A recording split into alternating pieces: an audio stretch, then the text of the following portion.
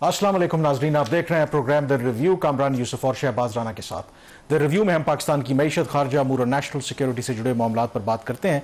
बिलाखिर 3 माह की ताखीर के बाद वजारत ख़जाना ने इस हफ्ते जो IMF की तरफ से करप्शन से मुताल्लिक जो एक रिपोर्ट उन्होंने मुरतब की थी वो जारी कर दी है और उसमें ऐसे इंकशाफात तो आप कह सकते हैं भी, और ओवरऑल हम पता भी है कि पाकिस्तान का कोई भी जो महकमा हो, इवन परसेप्शन देखें, रियलिटी में भी देखें, तो हर शोबे में आपको करप्शन नज़र आती है। लेकिन शहबाज, मैं आगाज़ उस चीज़ से करना चाहूँगा जिसने मुझे भी चौंका दिया। पाकिस्तान में हर सतह के ऊपर करप्शन होती है, इसमें कोई शक नहीं है, बट जो नंबर IMF ने दिया है कि जिससे उन्होंने बताया है कि किस कदर पाकिस्तान में करप्शन वाइड स्प्रेड है, तो उन्होंने कहा है कि जो नैब ने जो फिगर्स दिए हैं कि पिछले 2 सालों में 5300 अरब रुपए उन्होंने रिकवर किए हैं जो करप्शन हुई है और करप्शन की मद में। अब ये आई थिंक ऑलमोस्ट 40% हमारा जो सालाना टैक्स का जो रेवेन्यू होता है उसके बनता है, आप बेहतर बता सकते हैं। तो ये नंबर क्या वाकई इतना रियलिस्टिक है? और ये अगर 5300 अरब रुपए रिकवर किए हैं नैब में, तो ये तो बहुत बड़ी कामयाबी है, और ये तो जो कौमी खजाने में फिर पैसा गया होगा। क्या इसकी स्टोरी है असल? कामरान, पहले तो ये बात कि ये रिपोर्ट कितनी अहम है उसके ऊपर थोड़ी सी अगर हम बात करें, और जिस तरीके से इस रिपोर्ट को सामने लाया गया वो बहुत अहम है। इसमें बहुत सारी ऐसी चीज़ें हुई हैं जो फर्स्ट थी, जो पहली दफ़ा हुई थी। एक तो हुकूमत की तरफ जब से ये रिपोर्ट आई, खासतौर पर जब ये जिसका भी अपने नैब के नंबर का जिक्र किया, 5300 अरब रुपए का रिकवरीज का, जिसको IMF ने रिप्रोड्यूस किया अपनी रिपोर्ट के अंदर, जब मैंने इसको अपनी स्टोरी में डाला तो उसके बाद एक और ही जो डिस्कशन का जो रुख है वो बदल गया सारा। तो उसके बाद बहुत सारे लोग जो है ना इस वक्त वो डिफेंसिव पे चले गए, शायद वो भी जिन्होंने ये लिखा था कि हमने इतनी रिकवरीज कर ली हैं। तारीफ इस चीज़ की कि इनके ऊपर बेतहाशा दबाव था कि ये रिपोर्ट बिल्कुल भी जो है वो पब्लिश नहीं होनी चाहिए। इसके बावजूद वजारत ख़जाना ने नेगोशिएट किया IMF के साथ, और IMF को इस चीज़ पे कन्विंस किया कि अब कुछ ऐसी चीज़ें जो बहुत ही ज़्यादा सेंसिटिव हो सकती थी, क्रिटिकल हो सकती थी, अभी तो सिर्फ कुछ चीज़ें बाहर आई हैं तो इतना शोर पड़ गया है। आप अभी ये मुकम्मल रिपोर्ट अभी सामने नहीं, रिपोर्ट मुकम्मल यही है। अच्छा। ये 186 पेज की रिपोर्ट है, ये मुकम्मल रिपोर्ट है, बट ये वो रिपोर्ट नहीं है जो IMF चाहता था कि पब्लिश हो। अच्छा। इसमें से कुछ जो पार्ट्स हैं वो उसको विदहोल्ड किया गया या उसको ओमिट किया गया रिपोर्ट से, हुकूमत पाकिस्तान की दरख्वास्त के ऊपर किया गया। वो चीज़ें इसमें से निकाल दी और बाकी, but still it's more than 90% जो चीज़ें हैं वो उन्होंने रिलीज़ कर दी हैं। और एप्रिसिएशन में जो मैं बात कर रहा था कि हुकूमत के अंदर ये 2 व्यूज़ थे कि इस रिपोर्ट को पब्लिक होना चाहिए या नहीं होना चाहिए। प्रीडोमिनेंट व्यू ये था कि इसको पब्लिक नहीं होना चाहिए, लेकिन अब इसमें मसला ये हो गया था कि हमने कमिट कर लिया था IMF के साथ कि हम ये रिपोर्ट पब्लिक करेंगे, और 31 जुलाई की इसकी एक डेडलाइन भी मुकर्रर हो गई। फिर जब IMF ने ड्राफ्ट रिपोर्ट अपनी शेयर की तो वजारत ख़जाना को उसके ऊपर कुछ जेन्युइन इतराज़ात भी थे, जैसे उसमें कुछ फैक्चुअल एरर्स थी जो मेरी IMF के लोगों से, बल्कि हम जब कुछ जर्नलिस्ट मिले IMF से चंद दिन पहले तो हमने फैक्चुअल एरर्स के ऊपर उनसे सवाल किया, ऑफ द रिकॉर्ड वो डिस्कशंस थी। उन्होंने कहा जी कि हाँ कुछ चीज़ें थी जिसको हम रेक्टिफाई कर रहे हैं। तो कुछ इस पर IMF के पार्ट के ऊपर उसमें एरर्स थे, कुछ हुकूमत को इतराज़ात थे। तो नटशल ये था कि बावजूद जितना भी दबाव था, फैसला ये हो कि रिपोर्ट जारी करनी पड़ेगी। फिर जो एक उसका रिफाइंड किस्म का जो वर्जन था वो हुकूमत के साथ शेयर हुआ, उसको फिर किसी जगह पे डिस्कस किया गया, और फिर उसके बाद ये रिपोर्ट जारी हुई। और अभी भी एक चीज़ इसके ऊपर मैं, जहाँ पे इनकी अप्रिसिएशन हमने इनकी की है कि जी इन्होंने रिपोर्ट को बहरहाल रिलीज़ करने का फैसला किया। ऑल तो बहुत सारे और भी कंडीशंस IMF की होती हैं जो कि पाकिस्तान नहीं मानता और फिर उस पर जिद पकड़ लेता है। जो एक और अब इंप्रेशन देने की कोशिश की है कि नहीं, जैसे हमने ये रिलीज़ करके ना कुछ हमने जो कमीशन की थी टू बिगिन विद, जो ये इसका जो डायग्नोसिस करना था करप्शन का और गवर्नेंस के हवालों से, हुकूमत खुद जो इसको रिक्वेस्ट किया था जो कि रिपोर्ट के अंदर लिखा हुआ है। बट हर जो टेक्निकल मिशन होता है उसकी रिपोर्ट पब्लिक नहीं होती, ये चीज़ बड़ी इंपॉर्टेंट है। तो जहां हुकूमत इस बात का क्रेडिट ले रही कि हमने इसको पब्लिक किया, जिसको मैं भी इनको क्रेडिट दे रहा हूँ, भाई ये भी बात कहें कि ये IMF की शर्त थी कि आपको करना ही करना है। ये जो मुज़ाकरात हुए थे IMF के साथ स्टाफ लेवल के, उसमें एक पॉइंट के ऊपर ये बड़ा एक टेंस एक मूवमेंट आ गया था जहाँ पे चीज़ें ख़राब हो रही थी, इसी पॉइंट के ऊपर कि आप क्यों पब्लिक नहीं कर रहे। तो उसको ऊपर फिर चीज़ों को पुश आया। फिर IMF ने कहा कि ये रिपोर्ट पब्लिक होगी तो बोर्ड का इजलास होगा और आपका अगले कर्जे की किस्त जो मंजूर होगी। चूंकि अब प्रोग्राम ही अगर डीरेल हो जाता बावजूद अमेरिकन आशीर्वाद के, तो फिर वो ज़्यादा चीज़ें ख़राब होती। अच्छा, अब जो सबसे वैसे तो उसमें बहुत से अहम नुकात है जिस पर बात करेंगे, लेकिन जो IMF ने अपनी रिपोर्ट में कहा है कि कोई इस तरह का पाकिस्तान में पैमाना नहीं है कि आप जज कर सकें कि जो करप्शन का स्केल क्या है, लेकिन एक जिस चीज़ से उन्होंने मेजर किया है, यानी कि वो नैब का नंबर है कि पिछले 2 सालों में अगर हमने 5,300 अरब रुपए रिकवर किए हैं तो दैट शोज के कितनी वाइड स्प्रेड करप्शन हो रही है। तो अब जो नंबर वाली सारी गेम है, क्या वाकई नैब ने इतना पैसा रिकवर किया है, और रिकवर किया है तो वो पैसा कहाँ गया है? अच्छा, अब एक कॉन्टेक्स्ट है इस चीज़ का। कॉन्टेक्स्ट ये है कि पिछले चंद साल से नैब एक अंडर प्रेशर है। नैब के ऊपर हुकूमत की जो भी मतलब अपोजिशन की पार्टी होती थी वो नैब के ऊपर क्रिटिसाइज कर दी कि नैब का एक सियासी इस्तेमाल हो रहा है, जो कि हो भी रहा है।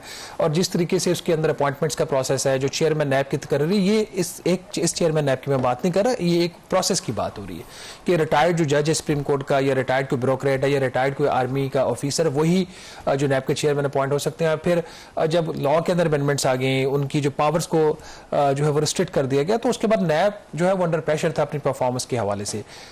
नैब ने एक रिपोर्ट जारी की, उसकी जो बायनअल रिपोर्ट थी 2023-24 की, उसके अंदर उसने एक नंबर दिया कि हमने जनवरी 2023 से लेके दिसंबर 2024 के अरसा में इतनी हमने जो है वो रिकवरियां की हैं, 5,300 अरब रुपए की 2 साल के अरसा में। अब 5,300 अरब को फर्दर इसको आप कर लीजिए ऐसे कि अगर एक साल में कुछ 2,700 अरब रुपए की रिकवरी बनती है, और रोजाना की बुनियाद पर 7 अरब और 26 करोड़ रुपए की नैब ने रिकवरी की है। अब इतनी बड़ी रिकवरी, पैसा किधर है? अगर ये रिकवरी हुई है तो as per the constitutional arrangement, legal arrangement, rules की जो हमारे हैं, ये पैसा जो फेडरल कंसोलिडेटेड फंड है FCF, जो कि अकाउंट नंबर 1 होता है वफाकी हुकूमत का, स्टेट बैंक ऑफ पाकिस्तान के पास, वहां जाना चाहिए। उसमें तो ये 5,300 अरब रुपया रिफ्लेक्ट नहीं हो रहा। अगर उसमें ये रिफ्लेक्ट हो रहा होता तो हमारा तो इतना ही हमारा या कर्जा कम हो चुका होता, या ये कि हम उतने हमारे महसूलात, ये भी आपका एक इनकम ही होगी ना, आपने वसूली की तो आपकी आमदन का हिस्सा बन गया, तो आमदन में तो रिफ्लेक्ट नहीं हो रहा। हमारे तो बजट के खसारे चल रहे हैं, और उसमें कम से कम इतना तो माइनस हो जाता है ना, 2700 अरब रुपया जिस हद तक नैब की रिकवरी थी। तो गालबन नैब ने जो है कुछ अपनी परफॉर्मेंस को, प्रॉबेबली मैं अजम्पशन के ऊपर बात कर रहा हूं, उन्होंने ओवरस्टेट किया है। तो अब लेकिन इसका मतलब ये नहीं है कि करप्शन हो नहीं रही। करप्शन के जो उसकी जिस तरीके से, मतलब ये बड़ी ही एज अ नेशन अगर हम देखें ना कामरान, बड़ी शर्मनाक बात है हमारे लिए कि जब इस तरह के जो कमेंट्स आते हैं कि रिश्वत तो एक देने ही देनी है लोगों ने ना, ये बड़ी ही खतरनाक किस्म की कमेंट्री हुई है, जिसमें मैं अगर एक जुमला पढ़ दूं कि Pakistanis are regularly required to pay officials for access to services. अगर आपको सरकार से काम पड़ गया है तो आपको रिश्वत देनी, इसका मतलब यह है जुमले, और ये होता है। और ये मेरे ख्याल में कोई हैरान कुन बात नहीं, आप चले जाएं किसी भी महकमे में तो ये हो रहा है, हर जगह पे आपको इस तरह के टाउट्स नजर आएंगे। और उसमें एक चीज ये भी मैं आपको बताऊं कि उसमें मैं इंटायरली आवाम को भी ब्लेम नहीं करता, हमारे यहाँ भी प्रॉब्लम है कि आप एक चीज जो शायद आपने को काम करना है उसमें भी थोड़ी दिन लग जाए, तो हमारा ये एफर्ट होती है कि नहीं जी आज के आज ही ये काम होना। मैं छोटी सी एग्जांपल, इस्लामाबाद में जो एक्साइज का महकमा, बाकी जगहों पे भी होगा, आपने गाड़ी ट्रांसफर करवानी है, रजिस्टर करवानी है, बहुत से लोगों को मैंने देखा कि नहीं वो 4,000-5,000 टाउट को दे करके जी जल्दी काम हो जाए, हालांकि वो प्रॉपरली भी अगर काम करेंगे तो 1 घंटा लग जाएगा, 1 घंटा लग जाएगा। खुद लोग भी हमारे यहाँ कहते हैं कि नहीं जी मुझे कुछ ऐसे पावर डिस्ट्रीब्यूशन कंपनीज है, पुलिस का महकमा है, सरकारी अस्पताल है, मतलब एक बख्शिश जो है ना वो एक यहाँ पे कॉन्सेप्ट बन गया। आप किसी जगह पे जाएं, कोई आपको सर्विस दे रहा है तो वो समझता है कि आप अपने उसको पैसे देने ही देने हैं। ये कॉन्सेप्ट गलत है, और ये रिपोर्ट के अंदर आना छोटी चीज नहीं, आपको और मुझे पता था ना, अब पूरी दुनिया को पता लग गया, ये फैक्ट है। ये ठीक है। अब दूसरी चीज जो इससे भी ज्यादा खतरनाक है, ये तो आम बंदे की बात होगी ना, उसका जब सरकार से वास्ता पड़ेगा वो रिश्वत देगा, रिपोर्ट के अंदर लिखा हुआ है। जो इससे ज्यादा खतरनाक है, जो ओवरऑल इशू की अक्कासी करता है, जो इस रिपोर्ट में रिफ्लेक्ट हुआ है एट अ हायर लेवल। अब वो बात करें ऊपर के स्केल की, जिसमें प्रिविलेज क्लासेस आ जाती हैं। Official policies and practices have bean shaped by economic and political elites to make use of public authority to enrich themselves at the cost of greater societal well-being and economic growth। उन्होंने कहा जी ठीक है, नीचे तो सब बंदा, हर बंदा पैसा दे रहा है, ऊपर क्या हो रहा है? ऊपर ये जो एलिट्स है, पॉलिटिकल एलिट्स है, इकोनॉमिक एलिट्स का मतलब ये जो इंडस्ट्रियलिस्ट हैं, जो भी लोग हैं जो कारोबार करते हैं, उनका एक नेक्सस है। वो नेक्सस के जरिए वो पॉलिसीज को अपने फेवर में टिल्ट करते हैं, बेंड करते हैं, और खुद को वो बेनिफिट दे रहे हैं किसके एक्सपेंस के ऊपर? सोसाइटी की वेलबींग के ऊपर, पाकिस्तान की इकोनॉमिक ग्रोथ। ये है सारी लड़ाई, और ये पूरा मुल्क के ऊपर। इसमें एक चीज ये भी बहुत जरूरी है कि जो इन्होंने ये रिपोर्ट लिखी है कोई विदाउट एनी डिस्क्रिमिनेशन, ऐसा नहीं है कि कोई एक जो गवर्नमेंट है कोई डिक्टेटरशिप थी या जमहूरियत थी, तो ये तमाम अदवार का उन्होंने एक हयाता किया कि हर दौर के अंदर ये करप्शन रही है। इनफैक्ट जो उन्होंने एग्जाम्पल भी दी है यहाँ पर 2019 का जो शुगर का क्राइसिस अभी भी हमारे यहाँ हम बात करते रहे, सेम थिंग, जिसमें उन्होंने ये कहा कि 2019 में किस तरीके से वही जो आप बात कर रहे हैं कि एक जो नेक्सस है, जो प्रिविलेज या जो एलीट है या पावरफुल लोग हैं, बिजनेसेस हैं और जो गवर्नमेंट के अंदर उनका इन्फ्लुएंस है, कि कैसे उन्होंने 2019 में शुगर की एक्सपोर्ट का फैसला करवाया हुकूमत से at the expense of common man, और आज भी वो चीज वही हुआ है। देखिए वही चीज हो रही है। 2019 में इन्होंने पहले उसकी परमिशन दी शुगर एक्सपोर्ट की, और इसके अंदर शुगर के हवाले से जो उनके कमेंट्स हैं वो बड़े इंटरेस्टिंग है कि कैसे उन्होंने मैनिपुलेट किया। उन्होंने कहा जी कि किस तरीके से आज भी यही हो रहा है कि शुगर केन के हवाले से कि जो मिलर्स हैं वो अपनी रिकमेंडेशंस की ग्रोअर प्राइस जो है जो शुगर केन की वो मुकर्रर करवाते हैं, फिर वो एक जो टैरिफ्स हैं इंपोर्ट्स के ऊपर उसको वो हाई रखते हैं ताकि बाहर से कोई चीनी भी जो है वो दरामद ना कर सके, फिर वो डोमेस्टिक शॉर्टेज पैदा करते हैं, फिर उसका वो फायदा उठाते हैं। और ये कहानी 2019 की सिर्फ नहीं है, ये बाद के सालों में 2024 में क्या हुआ है कि पहले 7,65,000 मैट्रिक टन चीनी को बरामद किया गया, लोकल मार्केट में उससे कीमत 140 रुपए से बढ़ाकर 200 रुपए से ज्यादा कर दी गई, और उसके बाद जब शॉर्टेज हुई तो 3,08,000 मैट्रिक टन आपने दरामद कर ली। और जो एक चीज जो लोगों को नहीं पता मैं बता रहा हूं वो ये कि जो चीनी दरामद हुई वो एक्सपेंसिव थी, वो आवाम लेनी तो और ज्यादा चीनी मार्केट में महंगी हो जाती, आपको पता है। और मुझे खुद जो फैक्ट्रियों के मालिकान है उन्होंने मुझे खुद बताया कि उनको हुकूमत की तरफ से मजबूर किया गया, बिस्किट बनाने वाली फैक्ट्रियां, बड़ी जो कारखाने जहां पे चीनी का ज्यादा इस्तेमाल होता है, उन शोबे में उनको हुकूमत से मजबूर किया गया कि वो महंगी चीनी खरीदें। तो इसके ऊपर मेरे ख्याल में जिनकी बात करें वो ये प्रोग्राम देखते हैं, जो वो देखते हैं तो उनको खुद बताना चाहिए कि उनके साथ क्या हुआ था। अच्छा थोड़ा सा आगे अगर बढ़े कामरान, जो वजूहात इसके अंदर उन्होंने दी हुई हैं कि क्यों पाकिस्तान में जो करप्शन के रिस्क बहुत ज्यादा हैं, उसने कहा कि हमारे जो बजट के प्रोसेस हैं वो बहुत कमजोर हैं पाकिस्तान के, फिर जो रिपोर्टिंग होती है फिस्कल की, बजट नंबर्स की, उसमें ट्रांसपेरेंसी नहीं है, मैनेजमेंट ऑफ पब्लिक फाइनेंसेस उसके इश्यूज हैं, पब्लिक प्रोक्योरमेंट जो सबसे बड़ा इशू है ना, 3 जो एरियाज जिनको उन्होंने हाईलाइट किया, अदलिया को, पुलिस को और पब्लिक प्रोक्योरमेंट को। पब्लिक प्रोक्योरमेंट के अंदर ही सारी गेम ज्यादातर हो रही है। जो करप्शन पाकिस्तान में प्रेवेलेंट है ना इतनी ज्यादा, एक तो पॉलिसीज का जो जिस तरीके से वो बेंड करते हैं एलीट्स इस मुल्क के और वो जो मुल्क को चलाते हैं, और फिर ये पब्लिक प्रोक्योरमेंट पॉलिसीज बेंड होती हैं, वो तो प्राइवेट सेक्टर का बंदा बेनिफिट ले गया, पब्लिक प्रोक्योरमेंट के अंदर जो लोग इन्वॉल्व होते हैं इस प्रोक्योरमेंट के प्रोसेस में, जो बेनिफिशियरी होते हैं वो उसको बेंड करते हैं, और फिर मैनेजमेंट और oversight of the state on enterprises, इससे रिलेटेड इन्होंने इश्यूज जो हैं उसको हाईलाइट किया हुआ है। तो ये में यहाँ पे एक ब्रेक लेते हैं और ब्रेक के बाद भी इस पर डिस्कशन करेंगे। एंड डोंट फॉरगेट कि डिस्क्लेमर यहाँ पे बहुत जरूरी है कि ये जो IMF की रिपोर्ट है ये सिर्फ जो फेडरल गवर्नमेंट है या उसके तहत चलने वाले इदारे हैं उनके बारे में उन्होंने एनालाइज किया है, जो सूबाई हुकूमतें हैं उनको उन्होंने जिक्र नहीं किया, जो दिफा के हमारे इदारे हैं वो कहते हैं कि अभी उनका वो प्रीव्यू नहीं था। तो अगर आप इन सारों को शामिल करेंगे तो मे बी जो इसका स्केल है, जो मैग्नीट्यूड है, वो मेरे ख्याल में हमारे लिए बयान करना भी यहाँ पर मुश्किल होगा। यहाँ पे ब्रेक लेंगे, ब्रेक के बाद जो फर्दर IMF की ये फाइंडिंग्स हैं उस पर बात करेंगे। सो स्टे विद अस।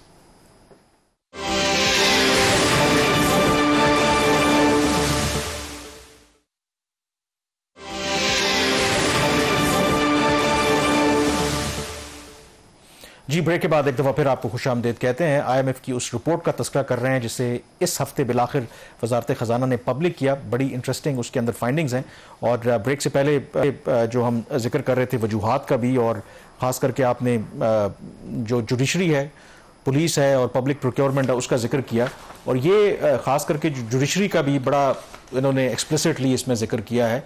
और मेरे ख्याल में अगेन ये वो तमाम हक़ाइक़ हैं, अगर जिन लोगों को थाना कचहरी से वास्ता पड़ता है, आपको भी आजकल वैसे पड़ रहा है तो आप अंदाजा लगा सकते हैं इसका, तो आप अंदाजा लगा सकते हैं। और वो भी इस्लामाबाद में स्टिल यू कुड कंसिडर के जी कैपिटल में बैठे हैं तो शायद कदरे हालात बेहतर हैं। जो दूर दराज इलाकों में बैठे हैं इंसाफ के लिए अगर आपको जाना पड़े तो यू कैन अंडरस्टैंड कि कितना मुश्किल है। तो IMF ने यहाँ पर एक काम तो खैर हमें पता भी था, बट एक काम तो उन्होंने किया कि ऑनेस्टली जो पाकिस्तान के गवर्नेंस के जो मसाइल हैं, करप्शन क्यों होती है, उसको आइडेंटिफाई तो ठीक किया है। अब ये हमारे ऊपर है कि हम उसको किस तरीके से एड्रेस करते हैं। आपने बिल्कुल सही कहा, IMF का काम आइडेंटिफाई करना है, वो आपको सिफारिशात भी दे देगा, इंप्लीमेंट हमने करना है।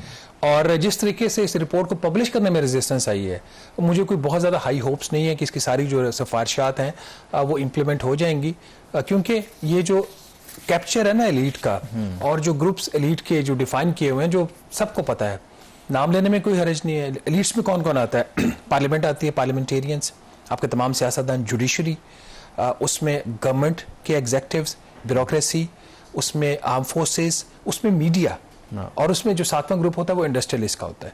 हम जो मीडिया होते हैं, मुझे अब याद नहीं, हमने इस पे जिक्र भी किया था किसी जो कुछ एक रिपोर्ट थी कि मीडिया जो है उसको यूज किया जाता है। यस, ठीक है, मीडिया टूल होता है कि ये जो जितने भी वेस्टेड ग्रुप्स हैं जिनका भी हमने नाम लिया, ये इन्फ्लुएंशियल ग्रुप्स हैं, ये फिर अपने जो इंटरेस्ट हैं उनको फॉरवर्ड करने के लिए मीडिया का इस्तेमाल, और मीडिया रेडीली अपना शोल्डर बहुत सारे केसेस में, और ये सिर्फ पाकिस्तान का प्रॉब्लम नहीं है, ये दुनिया भर में ये वाले जो इश्यूज हैं वो ऐसे। अच्छा, इसमें कमेंट, इसमें जुडिशरी के हवाले से कुछ और जो कमेंट थे, लेकिन कुछ बड़ी इंटरेस्टिंग चीजें हैं। चूंकि जुडिशरी का जरिए मैंने कुछ 6 ऐसे नॉन पॉलिटिकल इसके अंदर से मैंने निकाले हैं कोट्स जो रिपोर्ट के अंदर, मैं इसको पढ़ना चाह रहा हूँ, इसमें 1-2 मिनट लगेंगे।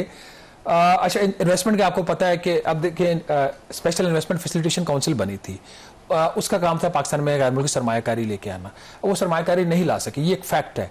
तो हम SIFC को ब्लेम तो करते हैं, लेकिन यहाँ पे नाज़रीन अगर जो आप IMF की रिपोर्ट पढ़ें तो क्यों पाकिस्तान में जो गैर मुल्की या लोकल इन्वेस्टमेंट जो है वो नहीं हो रही।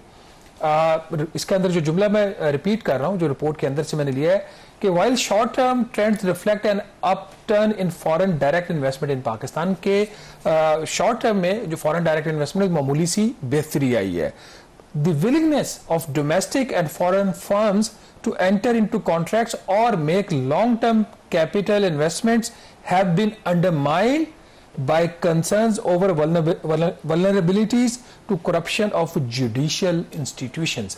वो कह रहे हैं कि शॉर्ट टर्म में तो पाकिस्तान में गैर मुल्की सरमायाकारी में कुछ इजाफा हुआ है मामूली, लेकिन जो लॉन्ग टर्म कॉन्ट्रैक्ट्स हैं वो गैर मुल्की सरमायाकारी लोकल इन्वेस्टर नहीं करना चाह रहे, क्योंकि उनके खदशात हैं कि जो जुडिशियल इंस्टीट्यूशन उनके अंदर जो करप्शन है उससे उनकी जो इन्वेस्टमेंट है वो मुतासिर हो सकते। तो अदलिया इंसाफ, अदलिया का मतलब इंसाफ जब नहीं होगा, जब आपको पता होगा कि आप ब्राइब करके केसेस भी रजिस्टर करवा लेंगे, पता नहीं क्या क्या कुछ कर लेंगे, और आप कॉन्ट्रैक्ट्स को खत्म भी करवा लेंगे, अपनी फेवर में फैसले भी ले लेंगे, तो फिर ना मुल्की ना गैर मुल्की सरमायाकार जो है वो पाकिस्तान में सरमायाकारी करेगा। तो SIFC हो या ना हो, कोई भी आप बड़ा इदारा बना ले, तो फिर जुडिशियल सिस्टम ठीक नहीं है, इकोनॉमिक पॉलिसी ठीक नहीं है, टैक्सेशन आपकी ठीक नहीं है, एनर्जी आपकी ठीक नहीं है, फॉरेन एक्सचेंज के ऊपर आपके इश्यूज हैं, तो फिर कौन सरमायाकारी करेगा। तो एक इदारे को मेरा ख्याल कामरान इस पर ब्लेम करना दुरुस्त नहीं। फिर दूसरी बात जो एक बढ़िया है, जब हम एलीट्स की बात करें, एलीट कैप्चर की, एक और सेंटेंस इसी रिपोर्ट से, the interplay between patronage politics, policy making and investment contributed to the erosion of public trust. कि ये जो एक नेक्सस बना हुआ है, पैट्रोनेज की जो पॉलिटिक्स होती है, फिर उसकी वजह से एक पॉलिसी बनती है, जैसे शुगर की पॉलिसी ले लें, गंदम की पॉलिसी ले लें या कोई ले लें, और फिर जो इन्वेस्टमेंट उससे रिलेटेड होती है, फिर उससे जो अवाम का एतमाद है वो खत्म हो जाता है। तीसरा एक और जुमला बड़ा इंटरेस्टिंग है इसके अंदर, जो हमसे रिलेटेड है, राइट टू इन्फॉर्मेशन के हवाले से, कि राइट टू इन्फॉर्मेशन का कानून तो आ गया, क्या इंप्लीमेंट हुआ?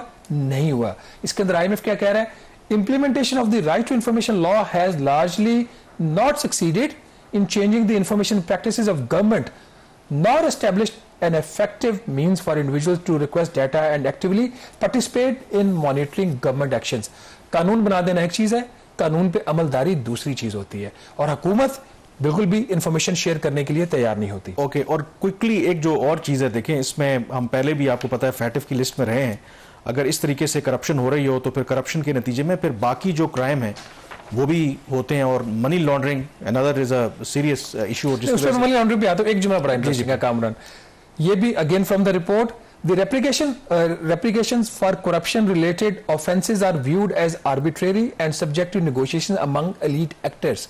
कि हमारे पाकिस्तान का जो एलीट है वो जब कोई करप्शन रिलेटेड वो कोई काम उसका वो कर लेता है, कोई जुर्म, कोई करप्शन के हवाले से कोई चीज होती है, तो वो समझता है कि ये मामला मैं मुज़ाकरा से, बातचीत से हल कर लूंगा। ये बहुत ही स्ट्रॉन्ग जुमला है, और ये रिफ्लेक्शन है हमारी पूरी सोसाइटी की। एक और वजह ये भी है कि हमारे यहाँ जो इदारों की पॉलिटिसाइजेशन है, देखें इसका एक काउंटर व्यू ये भी है कि हमारे यहाँ पूरी दुनिया में देखें कहीं ना कहीं करप्शन तो हो ही रही होती है, बट द प्रॉब्लम इज कि हमारे यहाँ जो वेल्थ क्रिएशन जो है उसको भी गुनाह समझा जाता है।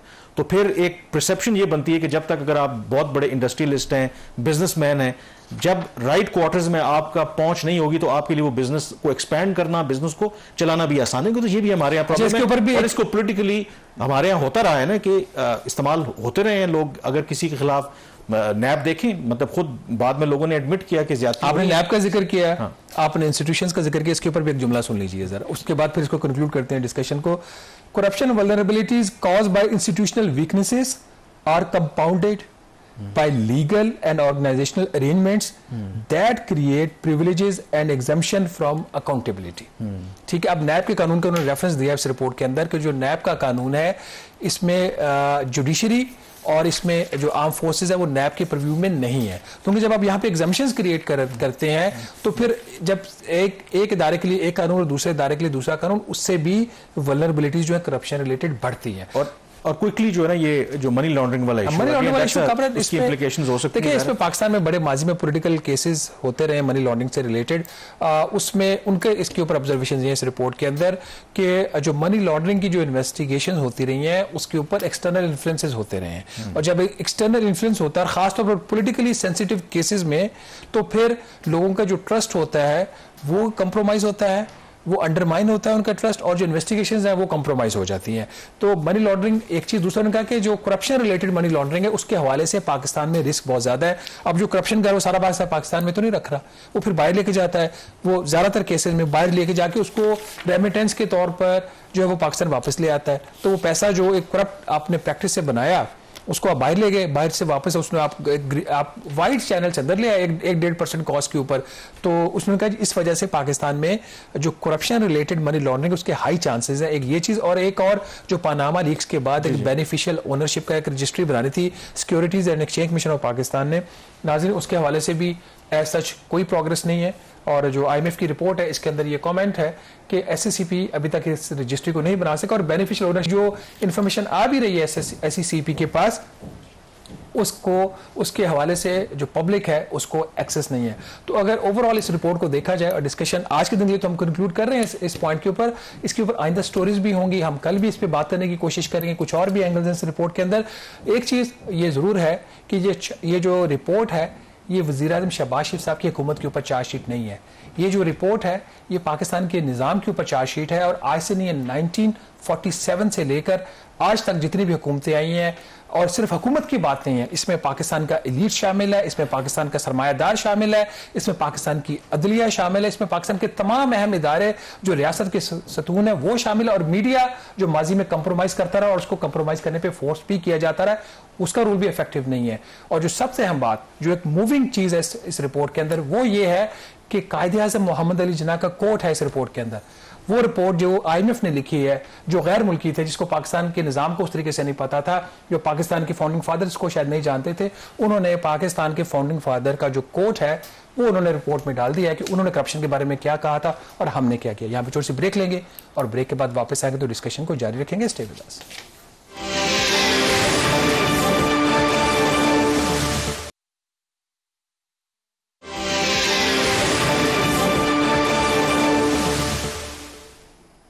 जी, ब्रेक के बाद एक दफ़ा फिर आपको खुश आमदीद कहते हैं। दुबई में इन दिनों एयर शो हो रहा है, पूरी दुनिया से जो फाइटर जेट्स हैं या बाकी जो जहाज़ हैं वो डिस्प्ले पे रखे गए हैं।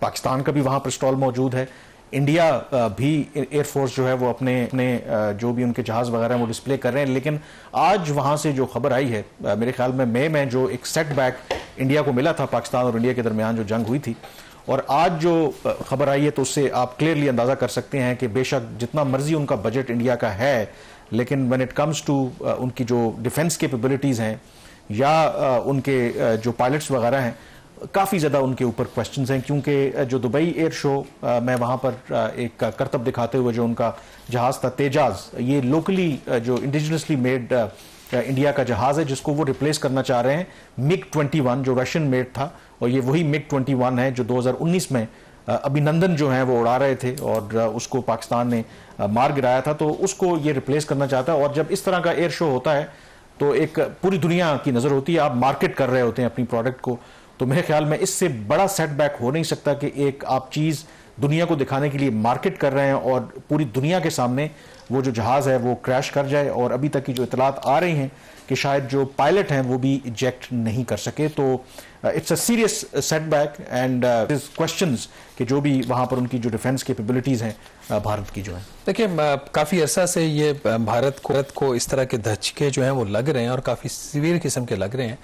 आपने भी बात करते करते चुटकी काट दी, 2019 के वाक़े का MiG-29 का जिक्र कर दिया, जिसको MiG-21 का जिसको उड़ते हुए ताबूत भी कहा जाता है कि अब उन्होंने ग्राउंड कर दिया, अब उन्होंने इसको ग्राउंड कर दिया, लेकिन जो उसकी रिप्लेसमेंट उसमें भी इश्यूज आ रहे हैं। Yes, it's a serious setback, और मेरा ख्याल है कि अभी भारत को बहुत काम करना है इस चीज़ के ऊपर कि उसकी जो टेक्नोलॉजी है वो पाकिस्तानी टेक्नोलॉजी को मैच कर सके। वो एविडेंस आपको मई में भी मिल गया था, फिर अभी GF-17 थंडर भी मेरे ख्याल वहीं पे एग्जीबिशन में उनकी भी डिस्प्ले है, तो उन्होंने अभी तक आउटपेस उसको नहीं कर सके। बहरहाल इसके अंदर एक, और एट द सेम टाइम ये भी ज़ाहिर है कि पाकिस्तान भी वहाँ पर JF-17 वगैरह उसको डिस्प्ले पे रखा है, और बहुत सी सोशल मीडिया के ऊपर तस्वीर भी आई हैं कि जो इंडियन इवन एयरफोर्स के ऑफिसर्स थे, उनके जो डेलीगेशंस थे वो वहाँ पर तस्वीर भी बनाते रहे।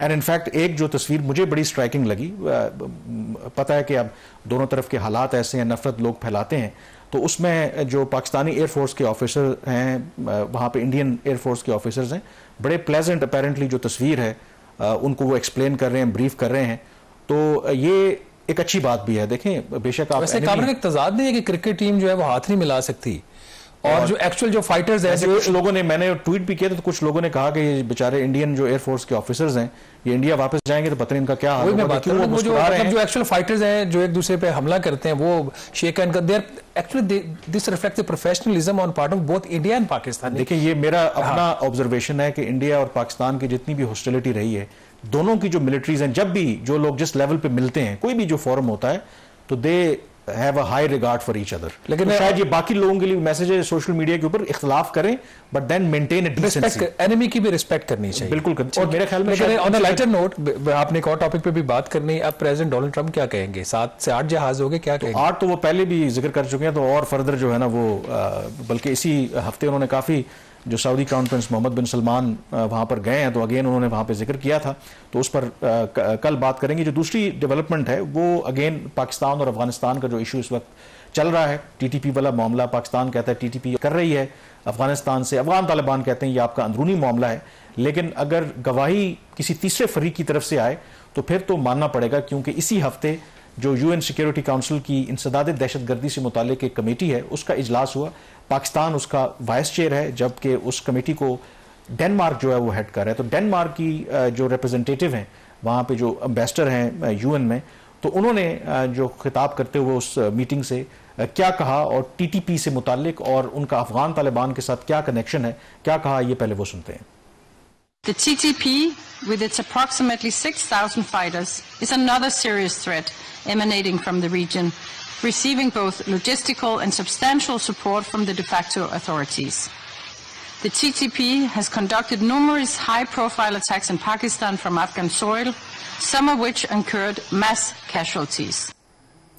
जी, डेनमार्क की जो एम्बेसडर हैं UN में, और वो चेयरपर्सन भी हैं इस वक्त जो UN सिक्योरिटी काउंसिल की इंसदाद दहशतगर्दी से मुतालिक कमेटी है, और क्लियरली वो ये कह रहे हैं कि कैसे Afghan de facto authorities support करती हैं TTP को और TTP ऑपरेट करी। अब अगर इसके बाद भी अफगान तालिबान ये कहते हैं कि TTP वहाँ से ऑपरेट नहीं कर रही, तो क्या किया जा सकता है? तो क्लियरली यहाँ पर अगर आप देखें तो पाकिस्तान का जो स्टांस है वो विंडिकेट हुआ है। इसमें पाकिस्तान के जो नुमाइंदे थे उन्होंने भी बात की है, और जो जिस तरीके से दहशतगर्दी का पाकिस्तान शिकार है उसका जिक्र किया। एंड मोर इम्पॉर्टेंटली जो TTP की तो बात हम कर ही रहे हैं, जो क्या कहते हैं बलूचिस्तान लिबरेशन आर्मी है और जो मजीद ब्रिगेड है, इसको मजीद ब्रिगेड को हाल ही में अमेरिका ने दहशतगर्द जो तंजीमें उनकी फहरिस्त में शामिल किया था, लेकिन इनकी UN सिक्योरिटी काउंसिल की जो एक लिस्ट है उसकी लिस्टिंग नहीं हुई। तो पाकिस्तान भी चाहता है, चीन भी चाहता है कि इसकी लिस्टिंग की जाए, और चीन ने पाकिस्तान के मौक़िफ़ की तायद की है कि यस, ये BLA को भी और मजीद ब्रिगेड को भी, जो UN सिक्योरिटी काउंसिल की जो अलकायदा कमेटी है उसके तहत इनको सेंक्शन करना चाहिए। और इस पर पाकिस्तान का और चाइना का ये मौक़िफ़ है कि इसको पॉलिटिक्स से कते नजर एक क्लियरली देखना चाहिए कि ये दहशतगर्दी में जो गालिबन इस रिपोर्ट के अंदर भी जिक्र है कि जो टीटीपी है वो पूरे खत्ते के लिए अब खतरा बनती जा रही है। ये तो कामरान उसमें जो इसकी जो फाइंडिंग्स हैं वो पाकिस्तान की व्यू को सेकंड तो जरूर करती हैं। इसकी रिपोर्ट की इम्प्लीकेशंस क्या होंगी, क्या इसके ऊपर कोई एडवर्स इम्पैक्ट आ सकता है अफगानिस्तान के ऊपर, या they don't care?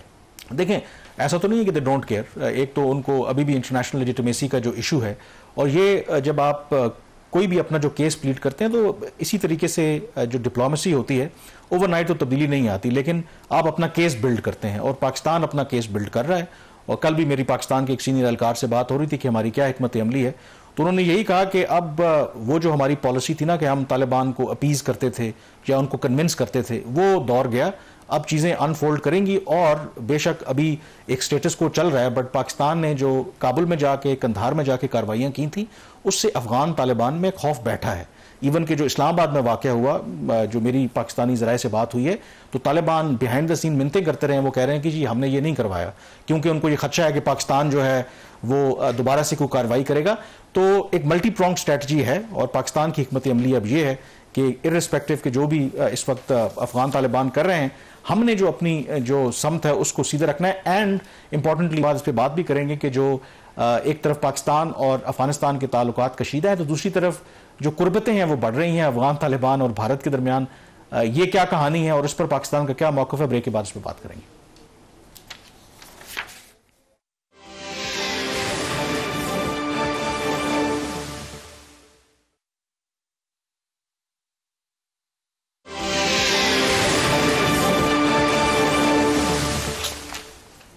Ji, break के बाद एक दफ़ा फिर आपको खुशामदीद कहते हैं। अफगान तालिबान के वज़ीर तिजारत नूरुद्दीन अजीज़ी इन दिनों भारत के दौरे पर हैं। 5 रोज़ा उनका दौरा है। बुध से इस दौरे का आगाज़ हुआ था। वहाँ पर कोई इंटरनेशनल ट्रेड एग्जीबिशन हो रही है, बड़ा डेलीगेशन लेकर गए हैं, उसमें भी वो शिरकत कर रहे हैं। और कल उनकी मुलाकात जो भारत के वज़ीर ख़ारजा हैं एस जयशंकर से हुई, और उस मुलाकात में जो स्टेटमेंट जारी हुआ भारत की तरफ से, फोकस उन्होंने कहा कि किस तरीके से जो तिजारती और इक़्तिसादी ताल्लुकात हैं उनको बेहतर करना है, पीपल टू पीपल कॉन्टैक्ट, और भारत किस तरीके से अफगानिस्तान में सरमायाकारी कर सकता है, and more importantly Chabahar port को ज़्यादा फाल बनाते हुए किस तरीके से अफगानिस्तान और जो भारत है उनके दरमियान जो तिजारत है उसको फ़रोग दिया जा सकता है। ये तो एक जो स्टेटमेंट है वो सामने है, but the fact of the matter is कि यहाँ पर एक जो जियो स्ट्रेटेजिक गेम है वो भी खेली जा रही है। और मेरा ख्याल में अगर भारत की जगह पर पाकिस्तान भी होता तो हम भी यही करते कि जब उनको नज़र आ रहा है कि पाकिस्तान और अफगान तालिबान के दरमियान इस वक्त ताल्लुकात कशीदा हैं, उनमें एक रुकावट आ रही है, तो हमें उसका फ़ायदा उठाना चाहिए। तो जो भारत है वो इस सारी सूरत हाल के अंदर अफगान तालिबान को अपने साथ मिलाकर कोशिश कर रहा है कि ठीक है, आप हमारे साथ आकर के तिजारत करें, हम आपको जो आपके इश्यूज़ हैं उनको सॉल्व करेंगे। But obviously it is not that straight forward. क्या जो भारत और अफगानिस्तान दोनों हैं पाकिस्तान का पत्ता काट सकते हैं? माजी में भी बहुत एफर्ट्स हुई हैं, बट उस तरीके से कोई उसका आउटकम निकला नहीं। कामरान, देखिए, डिप्लोमेटिक जो पोस्चरिंग होती है आपकी वो एक चीज़ होती है, और किसी भी चीज़ का प्रैक्टिकल होना एक दूसरी चीज़ होती है। वही सारी बात होती है। पोस्टरिंग सब करते हैं, तालिबान ने भी की है, करेंगे, पाकिस्तान भी करता है, आइंदा भी। This is part of the diplomacy. No come to the practical part. इस वक्त जो पाकिस्तान की पॉलिसी है वीज़ा वीज़ अफगानिस्तान, हम 3 तरह के उनके ऊपर प्रेशर्स जो है ना वो इस वक्त जो है वो अप्लाई कर रहे हैं। हम ह्यूमन जो क्रॉस बॉर्डर मूवमेंट है उसको रिस्ट्रिक्ट कर रहे हैं, इलीगल जो मूवमेंट होती है या अनरेगुलेटेड जो मूवमेंट होती है।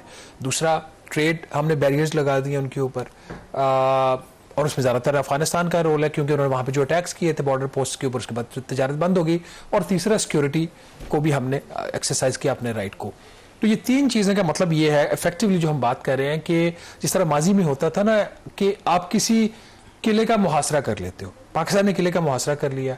अब इसमें जो पाकिस्तान को, मेरे ख्याल में, I am not a strategic person, मेरा कोई इतनी इन चीज़ों में नहीं एक्सपर्टीज ना मुझे बात करनी चाहिए, बट अगर आप लेमैन की टर्म में भी बात करें, एक मुहासरा किया तो फिर हमें सब्र का थोड़ा सा मुजाहरा करना चाहिए। इंडिया के साथ जितनी मर्जी डिप्लोमेटिक पोस्टरिंग अफगानिस्तान कर ले, तिजारत उसकी पाकिस्तान के रास्ते से होनी है। That is the only viable option. और मैं ये जो आप बात कर रहे हैं, इसी बड़े पाकिस्तान के सीनियर एहलकार हैं, अफगानिस्तान के मामलात को देखते हैं, मेरी जब उनसे बात हुई तो उन्होंने कहा जी अब बिल्कुल करे, हम तो चाहते हैं कि हमारे से कम जो इतने अरसे से हम फंसे हुए हैं अफगानिस्तान के चक्कर में, तो ठीक है बिल्कुल इनको करनी चाहिए। कैसे करेंगे? वो कहने का मतलब ये कि वो यही कहने की कोशिश कर रहे हैं कि करके वो शौक पूरा करके देख लें। और ऐसा नहीं है कि ये आज अफगान तालिबान के वक्त ये कोशिश हो रही है, उस वक्त जब हामिद करज़ई की हुकूमत थी जो समझी जाती थी कि वो प्रो इंडिया है, अशरफ गनी कहा जाता था कि उनकी लीनिंग टूवर्ड्स इंडिया है, और उन्हीं के दौर में ये चाबहार का ट्रायलैटरल एग्रीमेंट भी हुआ था ईरान, अफगानिस्तान और भारत के दरमियान। तो इतने अरसे से एफर्ट हो रही थी और उस वक्त तो शायद हालात भी बेहतर थे, तो क्यों नहीं उस तरीके से उसका फुल जो पोटेंशियल है उसको रियलाइज कर सके। तो कहना बिल्कुल आप कह रहे हैं कि एक बात है और एक्चुअल उसको इंप्लीमेंट करना दूसरी बात है। लेकिन पाकिस्तान की जो इस वक्त हिकमत अमली, आपने कहा कि हमें सब्र का मुजाहरा करना है, यही हिकमत अमली है, हमने वेट करना है। इनफैक्ट जो पाकिस्तान के जो पॉलिसी मेकर्स हैं वो तो यही कह रहे हैं कि अच्छा है कि अफगानिस्तान हमारे रेडार में अभी ना ही रहे, कि हमारी जो स्ट्रेटेजिक प्रोफाइल है, लोग अब हम अगर अफगानिस्तान की बात करते हैं तो लोग मिडिल ईस्ट की बात कर रहे हैं कि हमारा वहाँ पे क्या रोल है। तो हमारी अगर जो स्ट्रेटेजिक प्रोफाइल है वो हमारा जो ब्रॉड हो रही है तो बेहतर है। हमने बहुत अरसे अफगानिस्तान की वजह से अपने आप को ऐसे ही बॉक डाउन किया और उसमें I'll take it in a different way. Afghanistan is a sovereign nation, मैं उसको उतनी ही अहमियत दूंगा जो किसी दूसरे मुल्क में दूंगा, ठीक है, कि एक सॉवरेन नेशन है, इसकी हमें रिस्पेक्ट करनी चाहिए। लेकिन इसका मतलब ये नहीं है कि हमारे मुल्क में हमारी फोर्सेस के ऊपर, हमारे मासूम लोगों के ऊपर हमले हों और आगे से पाकिस्तान एक्शन कोई न ले। जो चीज़ समझने वाली है कि वो एक लैंड लॉक कंट्री है, उसको समंदर किसी साइड से नहीं लगता, उसका जो वाहिद रास्ता है वो पाकिस्तान है, नंबर 1। Number 2, central Asia. अब सेंट्रल एशिया के एक्सेस पॉइंट्स इनके नहीं है, चाबहार को किस हद तक आप इफेक्टिवली यूज कर सकते हैं। एक चीज आप एयरलिफ्ट करेंगे, क्या करेंगे? अगर पाकिस्तान की मेडिसिन के ऊपर उनकी रिलायंस है तो वो अगर नहीं मिल रही तो फिर क्या करेंगे? एयरलिफ्ट करेंगे। एयरलिफ्ट की जो कॉस्ट होगी, क्या जो अफगानिस्तान है क्या वो कोई मिडिल इनकम कंट्री नहीं है? वो तो पाकिस्तान भी मिडिल इनकम कंट्री नहीं है ग्लोबल जो स्टैंडर्ड है उसके मुताबिक। तो ये it is easier said than done. लेकिन पाकिस्तान का यही मौक़िफ़ है कि ठीक है, उनका शौक है, वो पूरा कर लें, करना चाहते हैं। और उसमें जो एक इंपॉर्टेंट एस्पेक्ट है, उन्होंने कहा कि पाकिस्तानी जो मेरे ऑफिशियल से बात हुई वो कहते हैं कि ये हमारे लिए बहुत अच्छा है। माजी में जब भी कोई दहशतगर्दी का बड़ा वाक़या हुआ या अफगान तालिबान ने कोई भी गड़बड़ की तो हमारे ऊपर दबाव आता था कि जी आप अफगान तालिबान को समझाएं या आपकी वो प्रॉक्सी हैं। तो उन्होंने कहा कि इसको एक इस एंगल से भी देखने की जरूरत है। अगर कल खुदा ना खास्ता कहीं भी चाइना में, रशिया में, कि किसी और जगह पर कोई ऐसा दहशतगर्दी का वाक़या होता है, उसका ओरिजिन जो है वो अफगानिस्तान होता है, तो पाकिस्तान को लोग ब्लेम नहीं करेंगे। एवरीबडी नोज कि हमारे अब अफगानिस्तान के साथ, अफगान तालिबान के साथ ताल्लुकात की क्या नौयत है। तो उसका जो कॉन्सिक्वेंस है वो अफगान तालिबान को और अफगानिस्तान को ही फेस करना पड़ेगा। तो पाकिस्तान की इस वक्त जो हिकमत अमली है, वाइल कोई भी दहशतगर्दी का वाक़या होगा, रेड लाइन ड्रॉ कर दी है, अफगानिस्तान के अंदर जाके जरूर कार्रवाई करेंगे, लेकिन एक स्ट्रेटेजिक पेशेंस जो है वो हम दिखाएंगे और खुद वहां पर चीजें जब अनरेवल होंगी तो उसके बाद फिर पाकिस्तान अकॉर्डिंगली चीजों को मैनेज कर लेगा। प्रोग्राम द रिव्यू से इतना ही। कामरान यूसुफ और शहबाज राना को इजाजत दीजिए। अल्लाह हाफिज।